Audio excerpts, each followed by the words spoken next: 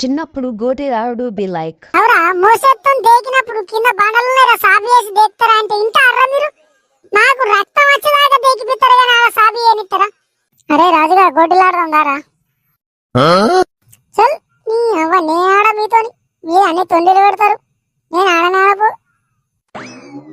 అరే రాజుగా నువ్వు ఆడతాడు లేకపోతే లేదురా. నీ అవ్వ ఎవర్రా తొండిలు పెట్టాడు, ఎవరంటున్నాను తొండిలు పెడతారని? నీ అవ్వ గోటిలాడదామని పట్టుకపోతారు, ఈడేమో పింకిలు పట్టుకొస్తాడు, నువ్వేమో లాడ్డ గోటి పట్టుకొస్తావు. నన్ను కొడుతున్నావు అంటది, నువ్వు కొడుతున్నావు నాకు గోటి కలుగుతుంది.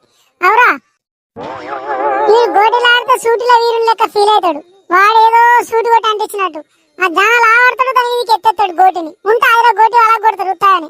మీరు దొంగలు అయితేనేమో శంషదేకుడు, నేను దొంగ అయితే మటదేకుడు మోసేదేకుడు.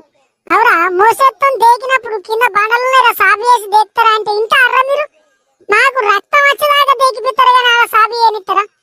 అదే మీరు దొంగలైతే మోసేతద్దు, బండలున్నాయి, అది ఎట్లున్నది ఇది ఎట్లున్నది, శంషదేకుడం మట్టదేకుడం అని ఆడిపిస్తారు. అవురా మళ్ళీ మీరు ఇంకా తొండిలు పెట్టరా? అవురా నువ్వే మాట్లాడుతున్నావు కర్రోడా? ఏ రాజుగా అయ్యాలేం తొండిలు పెట్టాం కానీ దారా మంచిగా ఆడుతుందా అయ్యాల.